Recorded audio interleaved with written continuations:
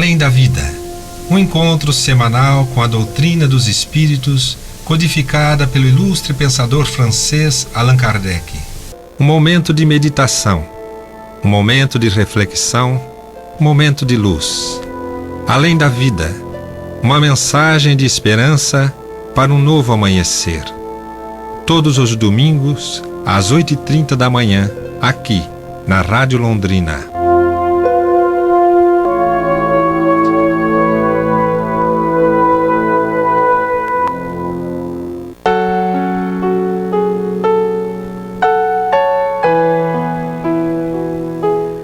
Muito bom dia, prezados amigos do programa Além da Vida. Quem vos fala aqui é o Miguel. E hoje conosco aqui, uma amiga muito querida de Cambé, que participa de vários grupos em Rolândia, muito ativa, expositora espírita. Bom dia, Carol. Bom dia, Miguel. Bom dia a todos os ouvintes. Um excelente domingo a todos nós, né? E mais um momento de entender e conversar um pouquinho sobre a doutrina espírita, né? E esse mês, né, como uma amiga falou para mim esses tempos, assim, que é um mês especial, né? Que é o mês que ela mais gosta. Achei muito bacana isso. Né, Carol?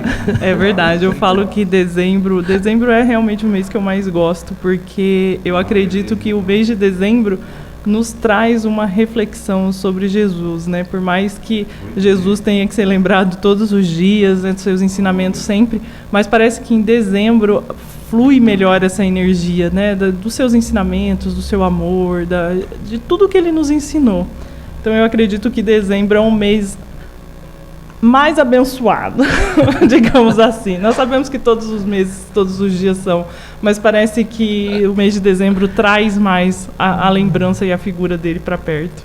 E agora vocês sabem quem é essa amiga que falou isso numa palestra, né? E realmente, mês de dezembro, eu já ouvi, e na época não entendi, e hoje eu aceito, né? Que é quando mais o plano espiritual interage com o plano material. Olha só, é uma coisa só, né, pessoal? Plano espiritual e material. Aqui ao nosso lado, ao lado de vocês que estão em casa, há espíritos, né, familiares, amigos, né, outros também que a gente não tem muito contato, mas nesse mês de dezembro, como a Carol disse, por nós nos voltarmos um pouco mais, né, Carol, para a espiritualidade, né, para uma pessoa que veio reforçar a mensagem de Deus aqui na Terra, facilita o acesso dos bons espíritos, né, principalmente do nosso anjo guardião, né. Com certeza. Parece que a energia fica mais fácil a interação quando você vai falar, quando você chega, se aproxima das pessoas. Parece que um sentimento de caridade, de amor, vai ficando mais fácil esse contato uns com os outros. Eu acho que tudo isso, com certeza, eu tenho certeza que é por causa da nossa lembrança do Cristo e de tudo que ele representa. Então, quando a gente vê o mês de aniversário do Cristo, isso traz para nós também essa reflexão, não só sobre a figura, mas sobre tudo que ele nos ensinou, né? Sobre todas as suas lições, seu comportamento, seus exemplos. E aí faz com que a gente também queira, nem que seja um pouquinho, mostrar esse nosso lado, desenvolver esse nosso lado, né, essas nossas virtudes que estão todas em nós, às vezes ainda em semente, mas que precisam germinar, né? Verdade. E por causa das crianças, principalmente, né, a gente não se esquece do Papai Noel, claro, né, elas ficam ansiosas por presentes, mas que nós não esqueçamos do aniversariante, né? Então quem está fazendo aniversário é Jesus e coloquemos ele em todos os momentos de alegria, de tristeza, né? Transformando um jugo pesado num jugo leve, que vai ser bom para todos, né? Como nós fazemos sempre, pessoal, o Momento Espírita abre o nosso programa todos os domingos, né? E para quem não conhece, é um programa elaborado pela Federação Espírita do Paraná, já há mais de 30 anos, né? Veiculado não só aqui no Brasil, mas também em outros países. E são mensagens curtas, assim, mas de muito conteúdo, de muito auxílio. Hoje, o título é Semeadura e Colheita. Vamos ouvir a mensagem e já retornamos. A semeadura e a colheita.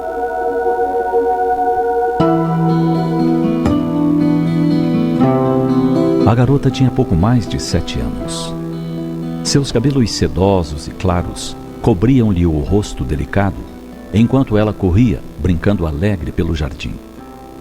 Ao ouvir o chamado da mãe que a observava, a pequenina atendeu sorridente.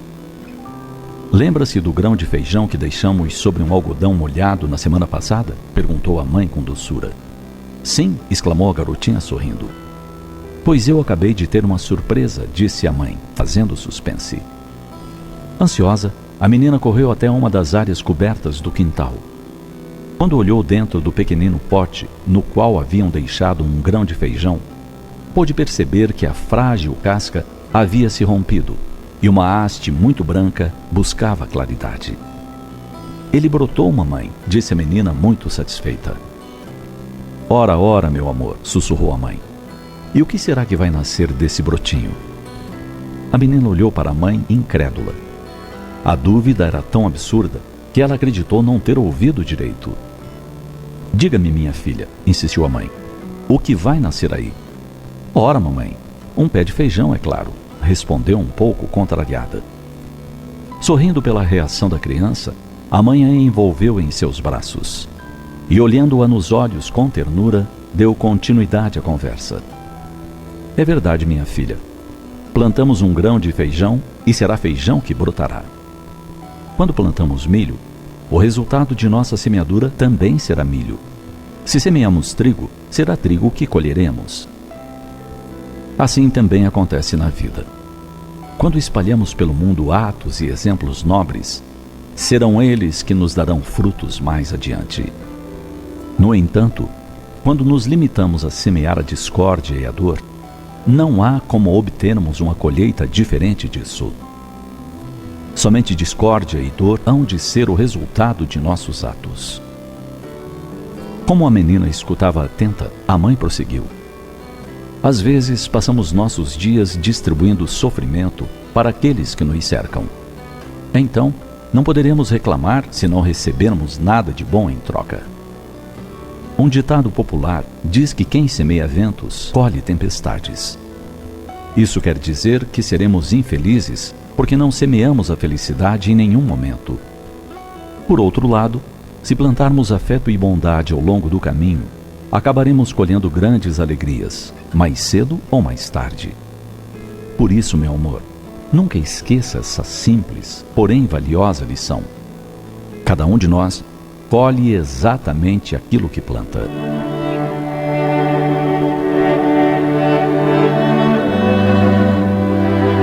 Nossa vontade ativa, guiada pelo nosso livre-arbítrio, é uma das causas geradoras de efeitos mais ou menos longínquos, bons ou maus, que recaem sobre nós e formam a trama de nossos destinos. Nossa vida pode ser comparada a um anel na grande cadeia das existências humanas. Tudo o que semeamos, haveremos de colher nessa ou em existências futuras. Não há, portanto, como desconhecer nossas obrigações e nos esquivarmos das responsabilidades que resultam de nossos atos. O dia seguinte será sempre o produto da véspera. Não estamos escravizados a um destino inflexível. Pelo contrário, somos autores e senhores de nosso futuro. Importante pensarmos a respeito.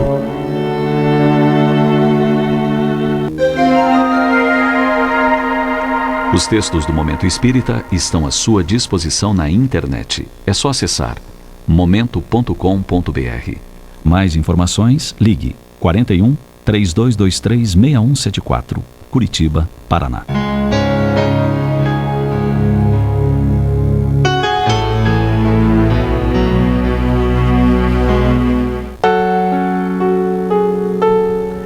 Tá aí, pessoal, a nossa mensagem de abertura de hoje. E o bacana disso, né, Carol, é que em cada um de nós ela tem um efeito, né? Tem uma reação, né? Quando eu ouvi o título e ouvindo depois o conteúdo, né, me veio a expressão livre-arbítrio, né? Então, e aí vai, né? A gente pode conversar muito tempo sobre isso, né? Mas importante é isso, né? A gente tem que entender que Deus coloca à nossa disposição a Mãe Natureza, né? Deus Pai, através de Jesus e seus missionários, coloca a Mãe Natureza, no caso ali um grão de feijão, né? Para ensinamentos, e quantos ensinamentos, né, Carol? Sim. Inclusive, ouvindo a mensagem de hoje, eu lembrei essa semana, no decorrer dessa semana, a gente teve uma confraternização de um estudo espírita e a pessoa que coordena nos presenteou com um vidrinho com sementes. E a moral da história é nos recordar de sempre, onde quer que a gente esteja, ofereça a sua melhor semente. Porque assim como Cristo, nós também somos semeadores. Então, todos nós temos dentro de nós algo de bom para oferecer a alguém. Então, eu achei muito interessante a hora que casou certinho, né, com o que tinha acontecido e a mensagem de hoje, porque é um grande convite, né, seja na nossa casa, no nosso trabalho, ofereça o seu melhor, semeie o seu melhor, porque assim como a mensagem vai nos dizer o final, cada um é responsável pela colheita daquilo que plantou. Então, se a gente semeia reclamação, intriga, fofoca, discórdia, com certeza, daqui para frente, a gente vai chegar um momento em que a gente vai ter que colher isso também. Situações parecidas com isso na nossa vida. E é muito interessante, né? E que bom, né, que a gente pode tirar dessa mensagem de hoje, numa época que a gente se preocupa tanto com presentes, né? Vamos dar um presente do nosso coração. De repente, um grão de qualquer espécie, né, tem um efeito muito maior para as pessoas do que um presente que custa aí muitos reais, que a gente não tem condição de gastar, né? Então, dá uma coisa assim de coração, né? Olha só, que lembrança singela que fizeram numa confraternização, que vai durar isso aí, pelo menos pro ano todo, né, Carol? Sim, às vezes a gente pega, igual a gente pega esse frasquinho com a semente, coloca ali na nossa mesa de trabalho, na nossa sala, no nosso quarto.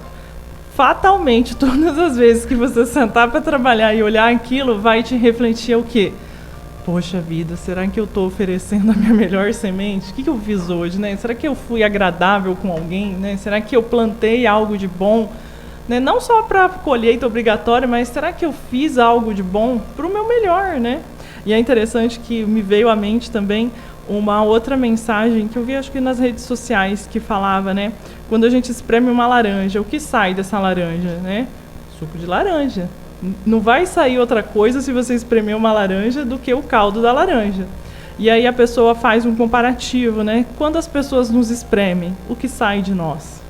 Muitas vezes sai raiva, sai mágoa, sai angústia. E por que sai isso? Porque isso está dentro de nós. Assim como o suco da laranja está dentro da laranja e só vai sair suco de laranja, dentro de nós, se quando a gente está em situação difícil, sai sentimentos ruins, é porque isso está em nós. Então, cabe a cada um de nós mudar a nossa semeadura. Para quê? Para que a gente possa também, nos momentos de dificuldade, pôr para fora também coisas boas. Então, quanto mais a gente cultivar coisas boas, boas sementes, isso vai germinar igual o grãozinho de feijão e vai dar frutos. Sim.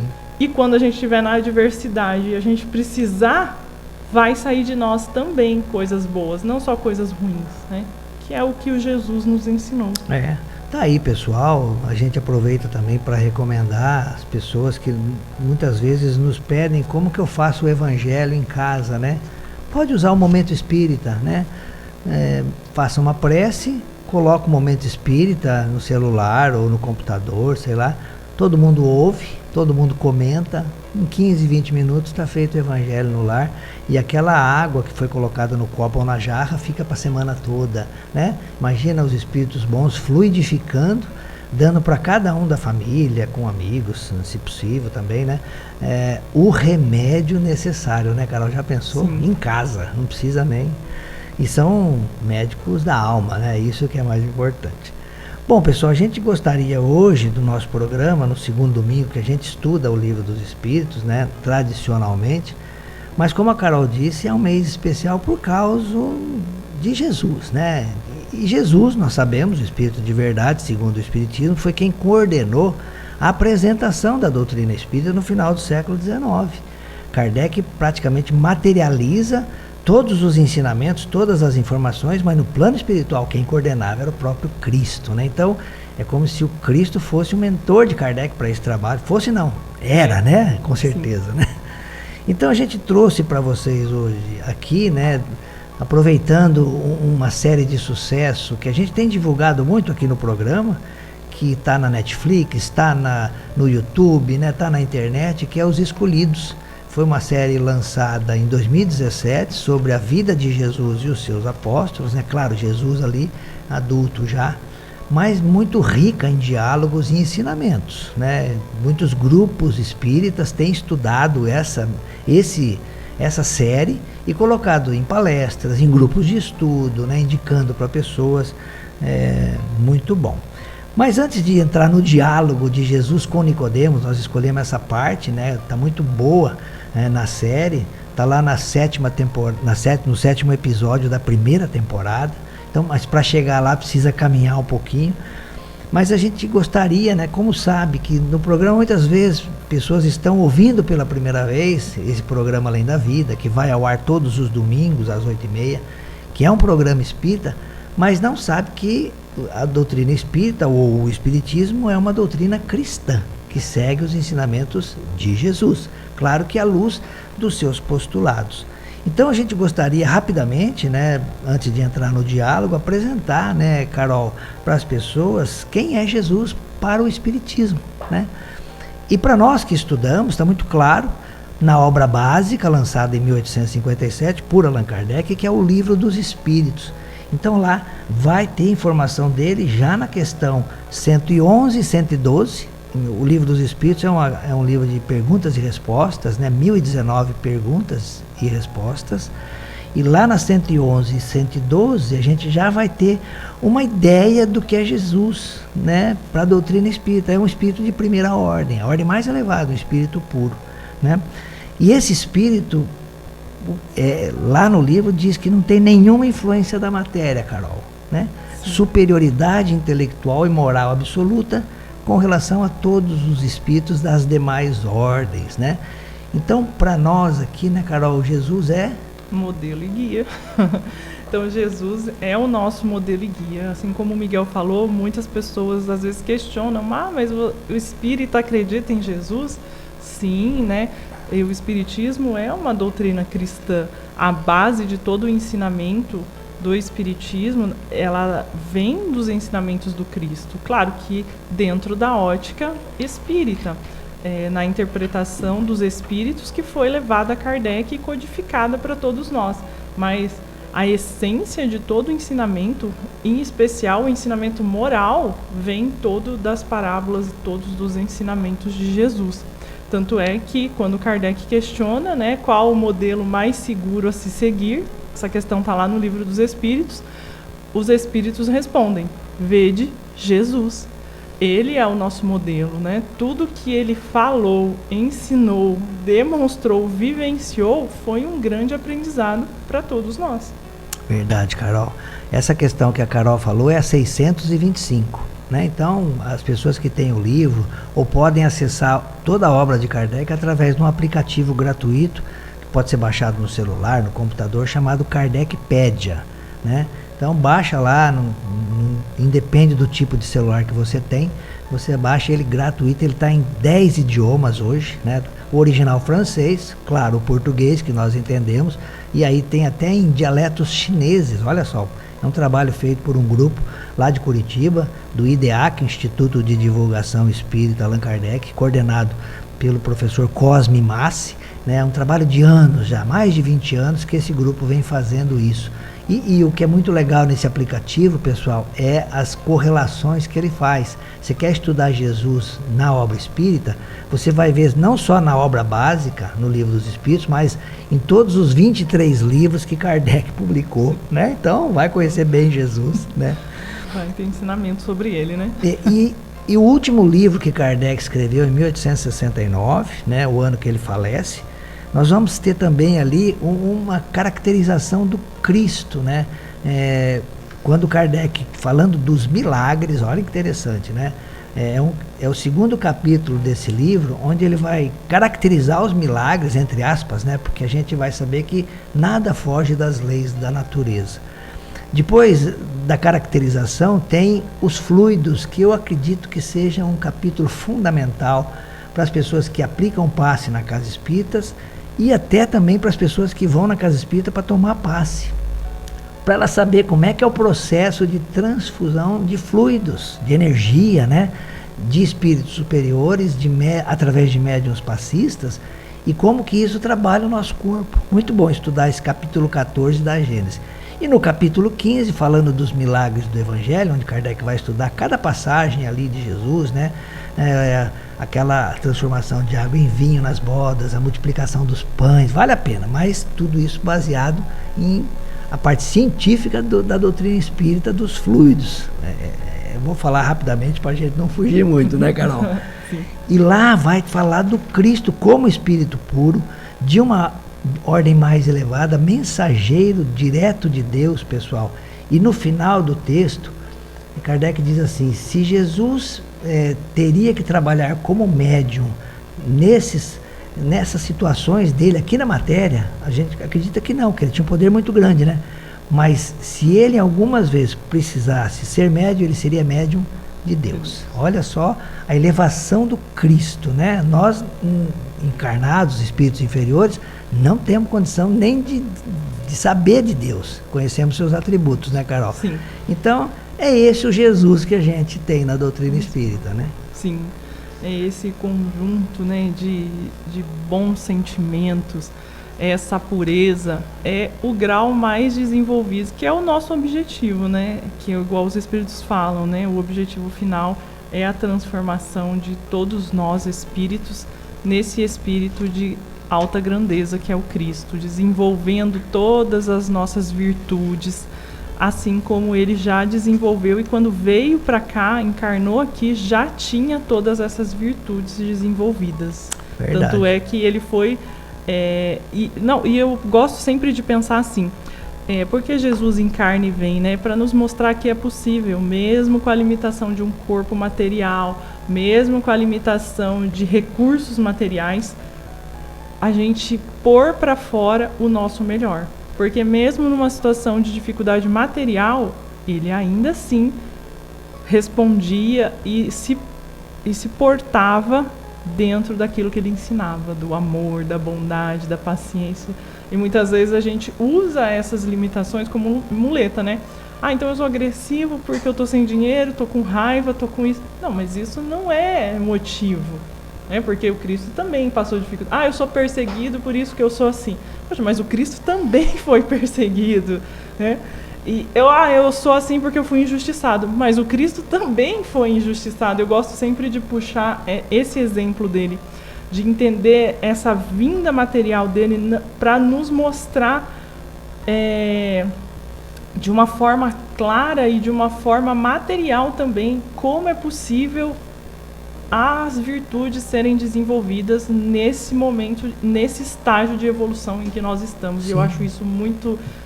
porque eu gosto de visualizar muitas coisas. E quando a gente pega esses exemplos do Cristo e vê ele sendo bom em todas as situações, a gente traz para a nossa vida hoje e vê...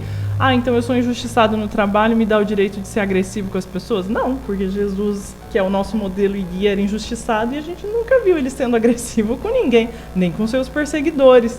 E aí a gente vai trazendo isso para todos os pontos da nossa vida, né? E é maravilhoso. E a gente vai ver isso aqui também nesse diálogo que a gente vai estudar hoje, quando você falou dessa questão do médium de Deus, e que muitas vezes a gente não tem capacidade de entender. E eu acho que o diálogo que a gente vai reproduzir daqui a pouco é muito rico nessa questão, porque a gente pega um dos homens mais estudiosos da época e ele está conversando com Cristo, ele está recebendo algumas mensagens muito fragmentadas e mesmo assim ele não está conseguindo compreender. E até hoje muitas pessoas, e até nós mesmos, a gente não tem o conhecimento de tudo, né? E muitas coisas do que o Cristo nos ensinou ainda fica difícil na nossa compreensão e é isso que é válido, né? E quanto mais a gente estuda, quanto mais a gente traz a amorosidade na interpretação daquilo que foi falado, que foi deixado, e a gente vai tentando entender, aí sim vai ficando um pouco mais claro, e a gente vai tentando entender as coisas como chegaram até ali e o que o Cristo quis realmente dizer com várias palavras. E tem alguns pontos que depois a gente vai destacar aqui, né, Miguel? Exato. E antes de entrar no Nicodemos, pessoal, a gente apresentou para vocês quem é Jesus no Espiritismo, né? Através dessas referências, tanto no Livro dos Espíritos quanto na Gênese. E eu, estudando ontem e hoje, por programa, né, me veio a ideia também de o que é Jesus. É diferente de quem é Jesus. Jesus encarnou aqui como homem, né? Agora, o que é o Cristo, né? É interessante porque quando nós abrimos o Livro dos Espíritos, a primeira pergunta é: que é Deus? Né? Sim. Não personifica, como algumas traduções, o que é errado. No original francês está o que é Deus, não quem, né? Não tem essa personificação. E está lá, inteligência suprema do universo, causa primária de todas as coisas. Quer dizer, sai da pessoa, é espírito, né? É uma coisa grande, né? E para a gente saber o que é Jesus, vamos lá no capítulo 6 do Evangelho segundo o Espiritismo, onde ele apresenta o Cristo Consolador. Então, a gente não vai fazer comentário nenhum, né, por causa do tempo, mas fica a dica para vocês, pessoal. É muito interessante o Evangelho, porque são 4 capítulos de apresentação da doutrina, depois vem o 5º capítulo, que é Bem-aventurados os aflitos, que é toda a nossa angústia, toda a nossa dificuldade, como a Carol comentou, né? E o capítulo 6 é o Cristo Consolador. Olha só, depois que a gente lê tudo que passa nas aflições, né, Carol? Vem o bálsamo, né? Com certeza. E ali são mensagens ditadas pelo Espírito de Verdade, que no começo assinava Jesus, mas começou a incomodar os médiuns que trabalhavam com Kardec na Sociedade Parisiense de Estudos Espíritas, e Kardec mudou o nome. Então, agora não é mais Jesus, agora é Espírito de Verdade, né? Continua sendo o mesmo Espírito. São 4 mensagens ali fantásticas, ditadas em Paris, em Bordeaux, no Havre, em outros locais, né? Mas sempre com o mesmo conteúdo elevado e, claro, a identidade do Espírito de Verdade, né? Então fica a recomendação para vocês. Não sei se a Carol quer comentar alguma coisa desse capítulo. Não, né? Pode. É um capítulo fantástico. Um amigo nosso que já está no plano espiritual, Eurípides Gonçalves, um dos trabalhadores desse programa, vocês devem ter ouvido o Gordo aqui muitas vezes, né? Eu brinco muito com ele, sinto a presença dele sempre, né? Ele adorava esse capítulo. Quando a pessoa tinha dúvida do que falar no Evangelho, fala do Cristo Consolador, fala do capítulo 6, né, Carol? Eu ia falar isso aí pra você, eu lembro do seu Eurípides. Ele foi um grande incentivador. Ele sempre falava assim para mim: não, vai, fale do Evangelho, fala dos ensinamentos de Jesus. Na dúvida, fale de Jesus, que você nunca vai errar. Não importa. O seu Hugo tinha essa ideia também, né? Na dúvida, fale do Evangelho. Fale do Evangelho. Porque assim, eu gosto sempre de colocar que é importante a gente estudar todas as vertentes dentro da doutrina, entender, mas a nossa base é o desenvolvimento dos ensinamentos do amor. Até para eu poder entender o resto, eu preciso estar com a minha amorosidade, com a minha paciência, tudo encaminhando no desenvolvimento. Não que a gente esteja lá no... Mas assim, a gente precisa trabalhar todos os conceitos. E isso vai fazer com que a gente compreenda melhor. Não só no Espiritismo, como em qualquer religião. Não é verdade? Na vida. Na vida. Isso, né? isso. Mesmo até para que muitos amigos podem não ter religião, mas escuta, quer aprender, quer entender. E para tudo, na verdade. Os ensinamentos, até Gandhi falava, né? Se tudo que o Cristo passou aqui, falou, nos ensinou, se perdesse, ficasse só o Sermão do Monte, a humanidade estava salva. Por quê? Porque com aqueles princípios ali, a gente ia conseguir desenvolver todos os outros. Então a gente vai ver que o princípio, ele é sempre o mesmo, né? Que é o amor e o respeito. Então você amando, você vai desenvolver todas as outras virtudes. E aí a gente volta para o que a gente comentou na palestra de domingo, né? O amor não no sentido vulgar, mas o amor do Evangelho, que é essa energia, esse sol que faz a gente querer bem uns aos outros. Sem esperar nada em troca. Sem esperar, né? Exatamente. Amar por amar. Amar, né? Por amar. Exatamente.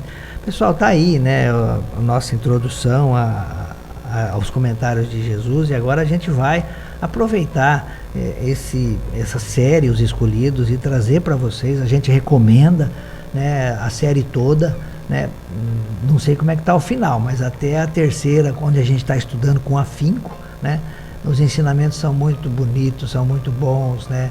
Muito a ver com o que o Espiritismo ensina também. Não é uma série espírita, é uma série cristã, né? Então ela vai para determinados pontos que o Espiritismo entende de outra forma, mas não importa, a essência do ensinamento é Jesus. Que é o que a gente fala, né? Exatamente. E eu gosto sempre, e eu recomendo, né, a série, porque eu sou muito visual. E quando a gente começa a ver aquilo e imaginar, e tudo aquilo que a gente já leu sobre esse grande espírito que foi Jesus, e né, que até hoje cuidando de cada um de nós, e quando a gente começa a ver retratado ali, mesmo que numa obra de ficção, aquilo tem uma energia que toca no nosso coração, né? E a gente começa a sentir mais empatia, não só com a doutrina, com o ensinamento dele, mas com todas as demais pessoas. Então a gente vai vendo e vai entendendo. Por quê? Porque ali também retrata que nem tudo que a gente quer vai acontecer na hora que a gente quer. E ele vai explicando isso. E é muito bonito, né? É verdade. E eu acho que até, pessoal, aqui, uma impressão minha, Carol, os próprios diretores da série, né, não sabiam o sucesso que ela ia fazer, apesar do tema, né? Tanto que, se vocês prestarem atenção, a hora que apresenta os atores, né, no primeiro episódio da primeira temporada, Jesus não está como o principal, ele aparece no corpo dos atores. O principal é Nicodemos. E até bota lá o nome dele em inglês, né, como Nicodemos, e Jesus está lá no meio, perdido lá nos outros, ninguém sabe quem que é.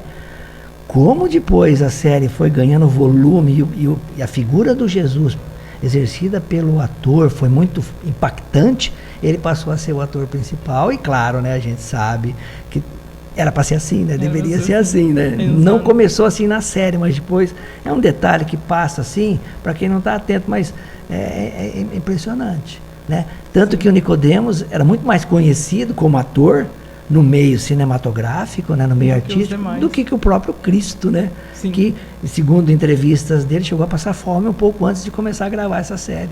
Olha só. Ele mesmo fala da energia, né, de estar gravando tudo isso e o quanto todos eles ficam impactados, porque todas as vezes que a gente... É o que a gente falou da questão do evangelho, dos fluidos, da energia.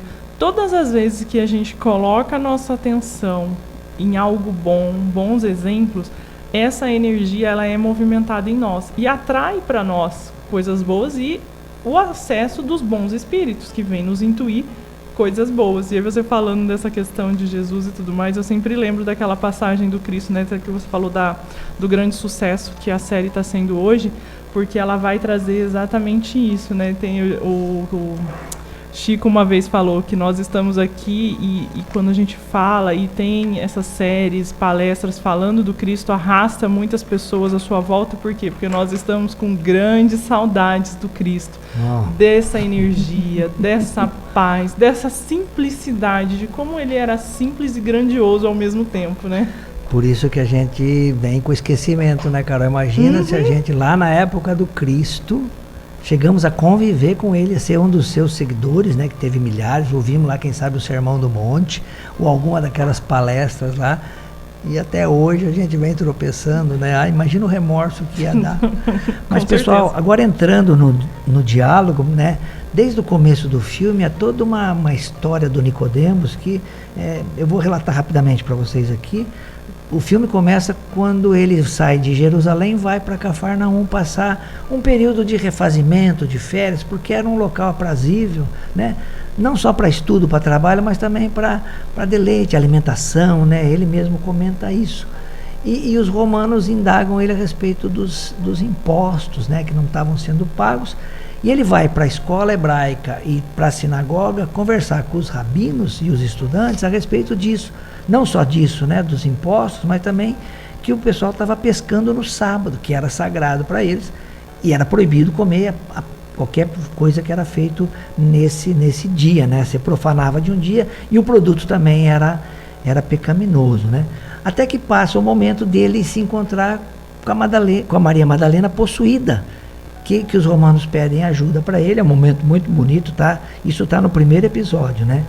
E ele fracassa ali porque o diálogo com os espíritos inferiores que estão com a Maria Madalena, na hora ali chamada Lilith, né, é muito impactante para ele se assusta, né? Depois ele encontra a Maria já redimida ou já curada pelo Cristo, né? E num terceiro momento que ele encontra com ela está foi o momento que Jesus cura o paralítico. E ele pergunta o que ela está fazendo aqui, pede para ela uma reunião com Jesus. Às escondidas, à noite, né, Carol? Isso.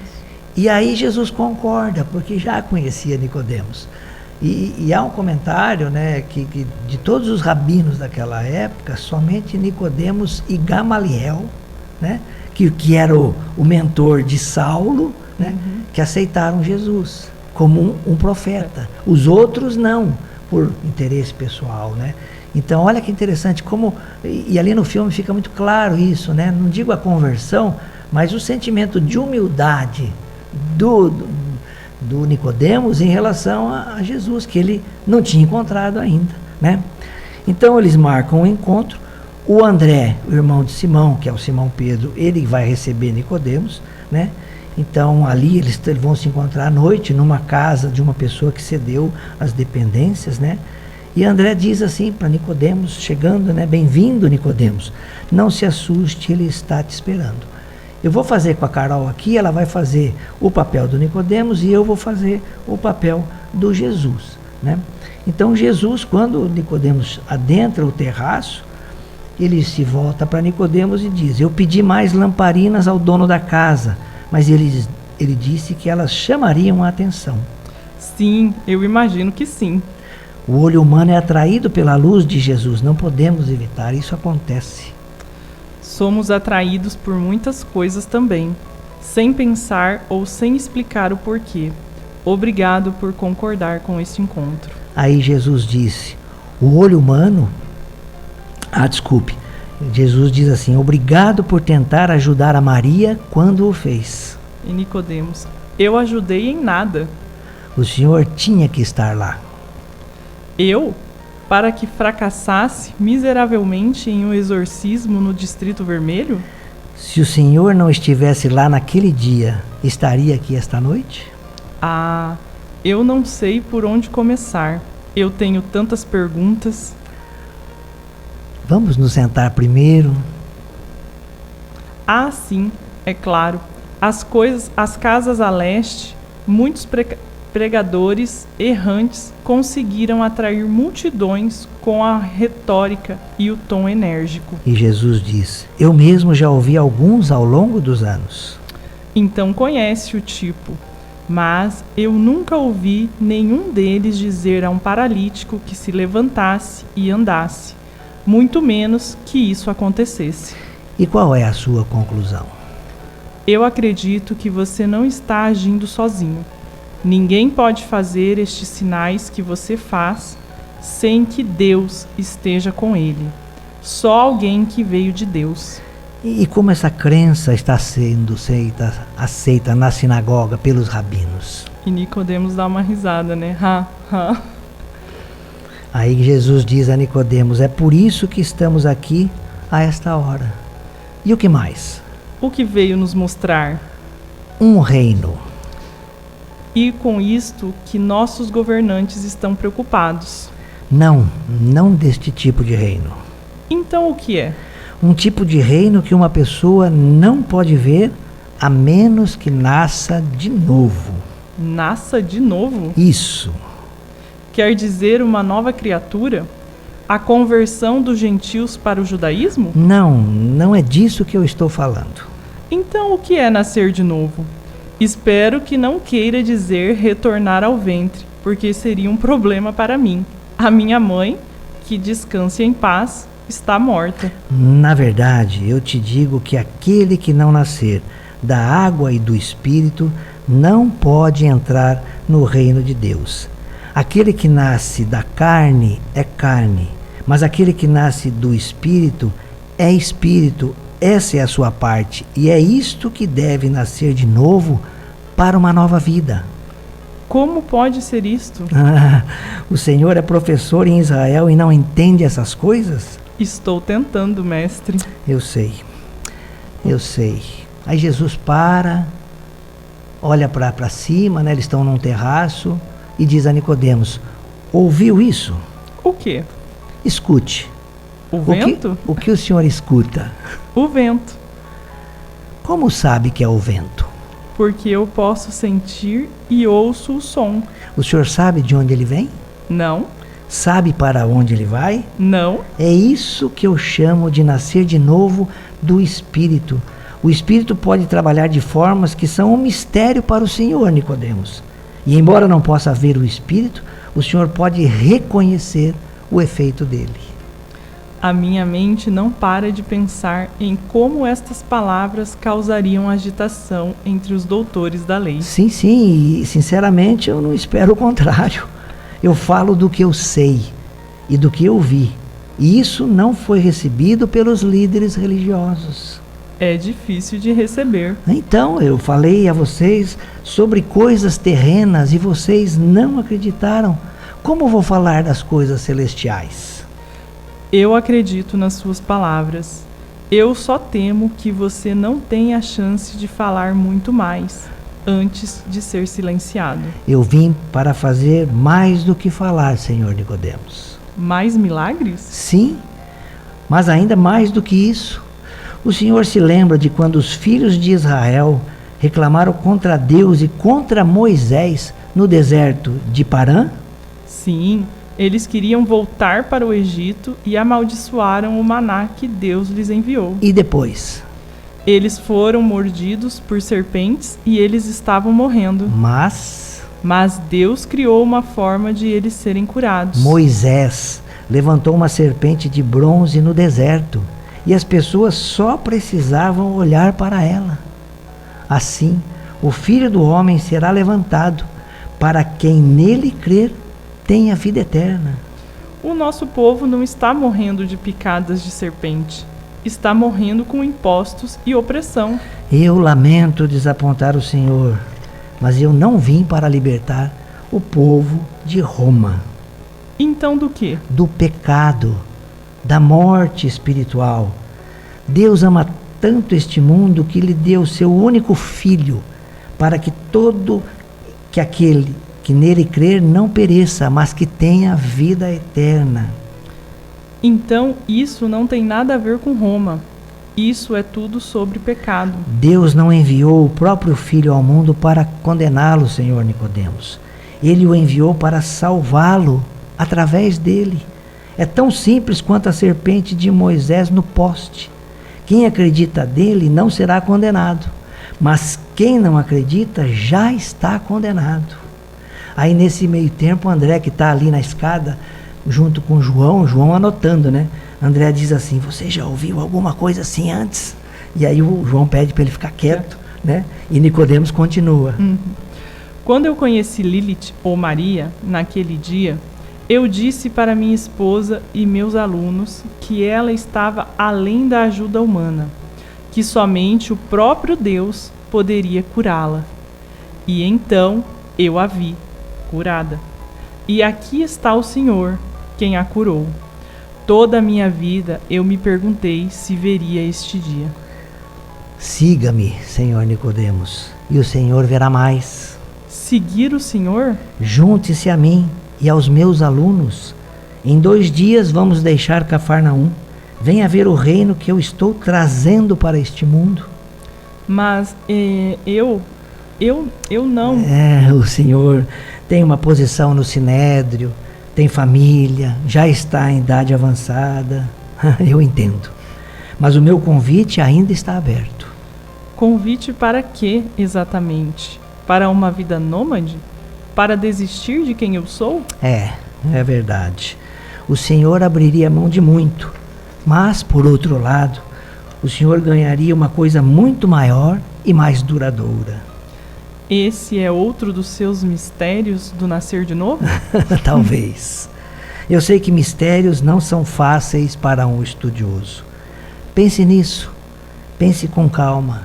Na manhã do 5º dia nós partimos e nos encontraremos junto ao poço no Distrito Sul ao amanhecer.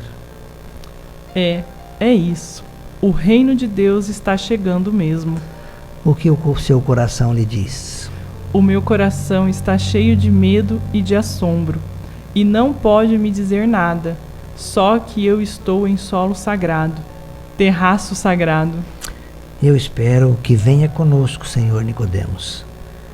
Aí Nicodemos se ajoelha, Jesus diz que ele não precisava fazer aquilo, né? E ele pega a mão, né, Carol, de Jesus e beija, né? Nesse momento, Nicodemos diz para Jesus?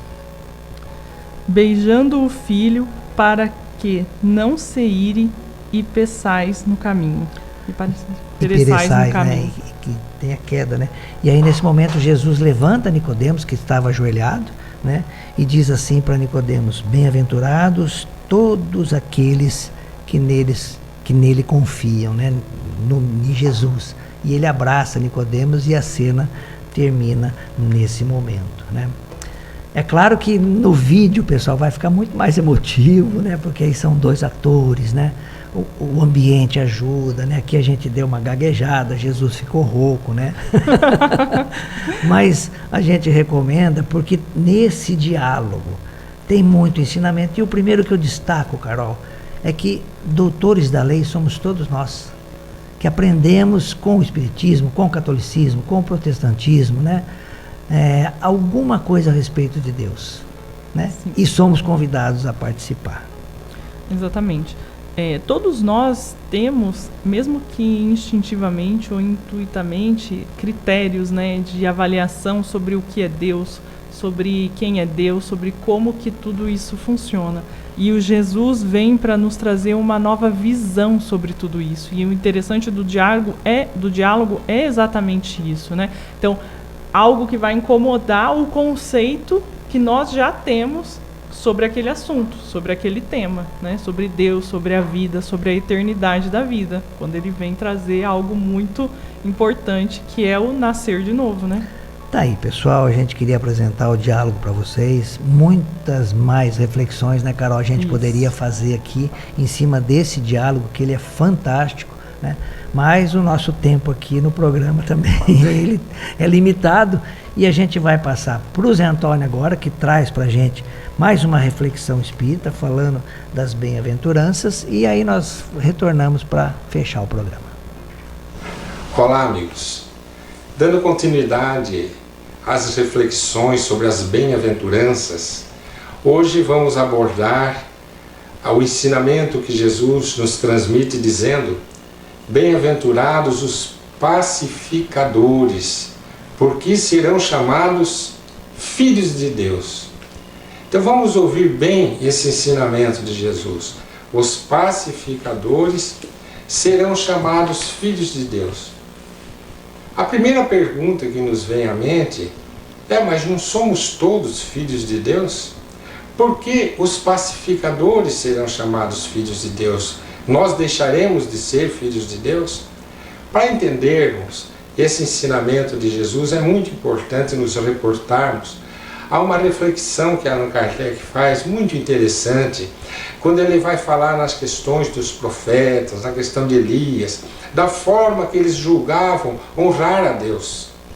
Porque Allan Kardec diz que conforme o caráter que se dá à divindade, o indivíduo vai julgar honrá-lo com as práticas de atividades que agradassem a essa divindade, agradassem a Deus. Daí por quê? Quanto mais primitivo o ser humano, mais primitivas as práticas ligadas às divindades. Então os seres mais primitivos faziam sacrifícios estranhíssimos, até de seres humanos, porque eles julgavam que o caráter da divindade se sentia prazerosamente bem com esse donativo, digamos assim, era como se fosse aplacar a ira de um Deus. Mas à medida que o ser humano vai evoluindo, vai mudando o conceito de Deus e esse caráter que ele dá a Deus. Mas veja que interessante. Segundo o livro de Reis, o primeiro livro de Reis, o encontro de Elias com Acabe, o rei de Israel, demonstra que Elias ainda olhava para Deus como um Deus vingativo, um Deus dos exércitos, um Deus parcial que protegia Israel contra todos os outros povos da terra. Então, se nós formos recordar aquela história, nós vamos nos lembrar que Acabe, rei de Israel, ele se consorcia, se casa com Jezabel, que era a princesa do reino fenício, e era uma sacerdotisa naquela época dos Baal, os baalitas, aqueles que adoravam Baal. E ela vem para Israel, aceita vir para Israel, desde que Acabe, o rei, persiga todos os seguidores de Deus, do Deus único, do Deus de Israel. E começou uma verdadeira perseguição.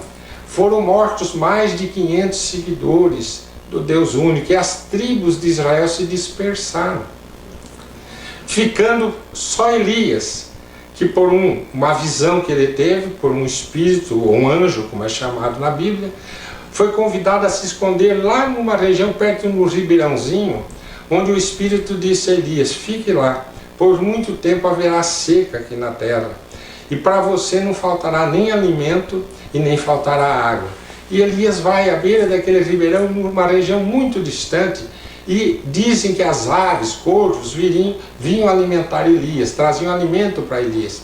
E ele ficou ali durante 1, 2, 3 anos, e a seca dizimou a população de animais de Israel e, por consequência, de muitos seres humanos.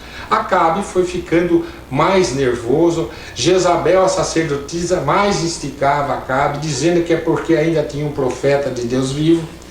Então ele manda seus soldados irem atrás de Elias, perseguirem Elias até encontrá-lo. Mas quem encontra Elias era um amigo de Elias. E quando ele encontra, ele diz: olha, Acabe está te procurando. E Elias, sem nenhum temor, diz assim: diga para ele que eu marco um encontro. Eu quero fazer a ele um desafio, que de uma vez por todas se defina quem é o verdadeiro Deus. E marcaram aquele encontro para Monte Carmelo. Lá em Monte Carmelo foi Elias, foi Acabe com seu exército, foram os representantes das 12 tribos de Israel e os 400 sacerdotes de Baal. Então Elias propôs o repto, o desafio. E esse desafio consistia em colocar algumas lenhas, como se fosse uma pira, que fosse ali molar um carneiro, alguma coisa, mas eram só lenhas. Naquela época de seca, pediu que molhasse a lenha. E o que aconteceu? Aconteceu que os sacerdotes de Baal, com a lenha seca, começaram a dançar, evocar Deus Baal em volta daquela pira, dançando, cantando, entoando hinos, durante horas, mas horas, a ponto de Elias ridicularizá-los. Dizer: cadê o Deus de vocês? Por acaso dorme? Será que ele não ouve ou está ocupado? E nada que eles conseguem, porque a prova seria atear fogo à lenha, mas não eles, o Deus deles. Não conseguiram. Aí foi a vez de Elias. E Elias, para tornar mais difícil a execução da sua tarefa, ele pede que molhe a lenha. E eles abrem canaletas em torno daquela pira, molham a lenha a ponto de escorrer a água para aquelas canaletas. E então Elias, que era um médium de efeito físico já comprovado por fatos anteriores, Elias evoca o Deus único diante dos representantes das 12 tribos de Israel e pega fogo naquela pira, naquelas lenhas, começa do nada a pegar fogo, a água se queima. A água se queima. Então todos se rendem à existência do Deus único. E Elias vira para Acabe e diz: então agora você manda decapitar todos os sacerdotes de Baal. E levaram os 400 sacerdotes para a beira do ribeirão Quizon, decapitaram 400 sacerdotes. Então a pergunta que nós fazemos: como é que pode um profeta de Deus propor a decapitação de 400 pessoas? Filhos de Deus? Filhos de Deus. Porque ele julgava estar honrando a Deus, matando os inimigos de Deus. Então era a visão que ele tinha do caráter de Deus. É assim que Allan Kardec nos ensina, reflexiona sobre essas atitudes. E à medida que o espírito evolui, ele muda a concepção de Deus.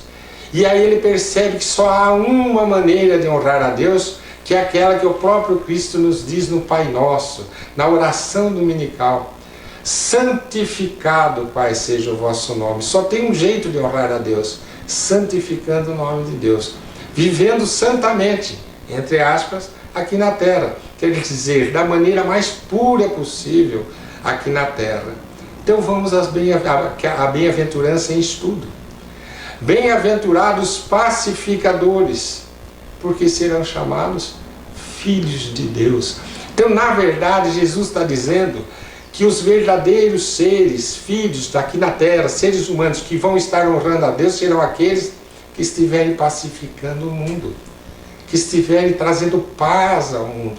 Aí sim nós estaremos agradando ao Pai. É isso que Jesus está nos ensinando com essa bem-aventurança. E aí nós vamos olhar para a história. Existem sites que nos mostram 10 pacificadores da humanidade, mas a expressão máxima de pacificador se materializou na figura de Mahatma Gandhi. A alma boa, né? A Mahatma, né? Grande alma, Gandhi. Gandhi se transformou no maior expoente de pacifismo da Terra, porque ele conseguiu libertar um país através da não violência. Ele conseguiu convencer o povo indiano a não reagir à agressão dos ingleses e libertou o país. E quando viu que não dava, cada vez que as coisas complicavam, ia virar tumulto e guerra, ele fazia jejum.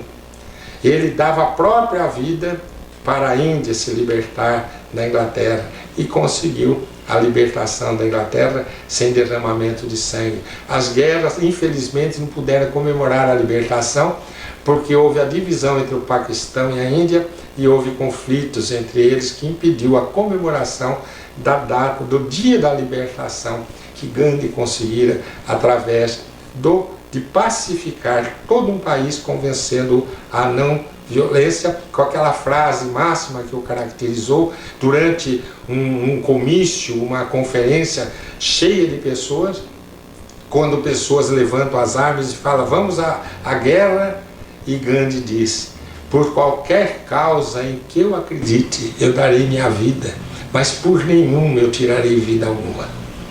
Até o nosso próximo encontro. Tá aí, pessoal, nosso amigo Zé Antônio Vieira de Paula, querido Zé, sempre educativo, sempre instrutivo, sempre elevado, né, Carol? As mensagens dele são muito boas. Não sei se você teve a oportunidade de ouvi-lo como expositor, como estudioso. Não cheguei a conhecê-lo pessoalmente, mas as mensagens dele são sensacionais. E ele falando ali, lembrei da questão que ele fala de Gandhi, lembrei que tem uma passagem da história de Gandhi que diz, né, uma vez ele estava sendo ali oprimido, né, pelos soldados ingleses, né, apanhando ali, e ele não reagia, né, Aí um dos soldados indaga ele, né, mas quem que te ensinou a ser que te inspira a ser tão mole, não reagia? E ele olha para o soldado e diz, quem me ensinou isso foi esse homem que está aí, preso na cruz que você está carregando no seu peito. Então, eu acho que é uma grande lição do que o Zé também traz, bem-aventurados os misericordiosos, bem-aventurados os pacificadores. É um grande ensinamento para cada um de nós. E recordando aqui como a gente está no mês de dezembro, retomando todos os ensinamentos de Jesus, fica de exemplo para todos nós, né?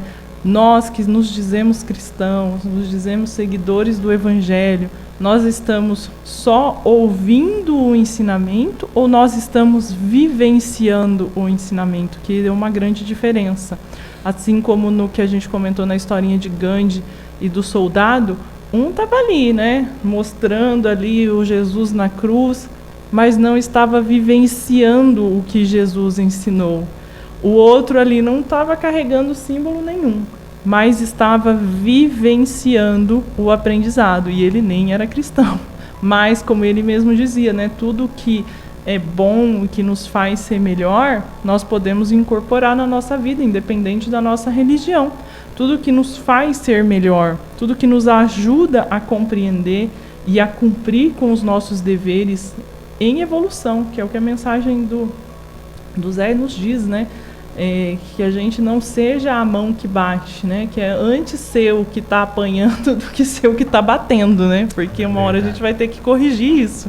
E essa mensagem também fala de misericórdia, né, pessoal? A gente que estuda a ancestralidade, né, dos espíritos, né? A gente sabe que Elias depois volta como João Batista, né? E há uma informação muito bonita na Gênese, que é o último livro escrito por Kardec, nós comentando aqui, que o Cristo, né, voltaria novamente e a par com Elias continuaria a divulgação das mensagens. Está lá no final da Gênese, né?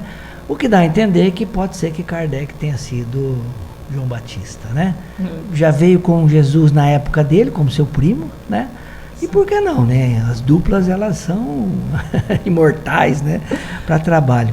Mas ontem eu estava conversando com o Silvio, meu amigo frentista lá do posto Bucioli de Cambé, e ele me contou sobre misericórdia,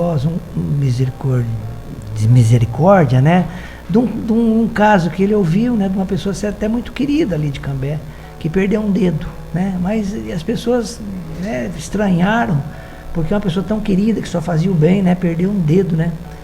E aí ele, né, voltado à espiritualidade, ficou sabendo que uma das encarnações dele era senhor de engenho, e ele punia os escravos, né, jogando eles no moinho.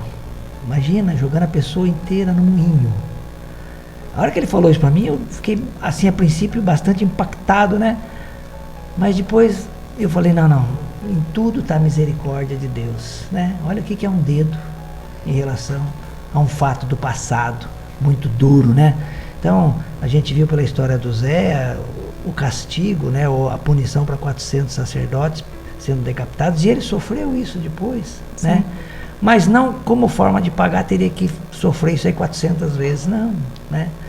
Então pensemos nisso, né, nessa misericórdia, e entender que nós estamos aqui para estudar e aprender, e fica aqui, né, Carol, nossa gratidão ao amigo ouvinte que nos acompanhou esse ano todo, né? Sim, fica aqui a nossa gratidão, o nosso desejo de tudo de melhor, que a espiritualidade possa, né, tá intuindo, tá Jesus abençoando com o seu exemplo de amor, né, criando dentro dos nossos lares, das nossas convivências, das nossas relações, essa união, né, que nos traz paz, nos traz consolação. Então esse é o nosso desejo, principalmente agora no final desse ano, que a gente gosta de encerrar ciclos, né? Então vamos encerrar esse ciclo e que o ano que vem possamos estar juntos, aprendendo um pouquinho cada dia mais, que gotinhas de ensinamentos diários, né? Tudo que a gente faz, mesmo que pareça pouco, quando a gente junta tudo no final, a gente vê o quanto diferente vai fazer na nossa vida, né? Que Jesus abençoe a todos nós, um excelente domingo, um excelente fim de ano para todos.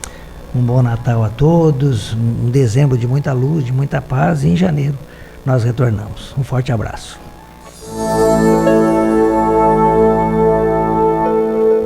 Além da vida, um encontro semanal com a doutrina dos espíritos, codificada pelo ilustre pensador francês Allan Kardec. Um momento de meditação, um momento de reflexão, um momento de luz. Além da vida, uma mensagem de esperança para um novo amanhecer. Todos os domingos, às 8h30 da manhã, aqui, na Rádio Londrina.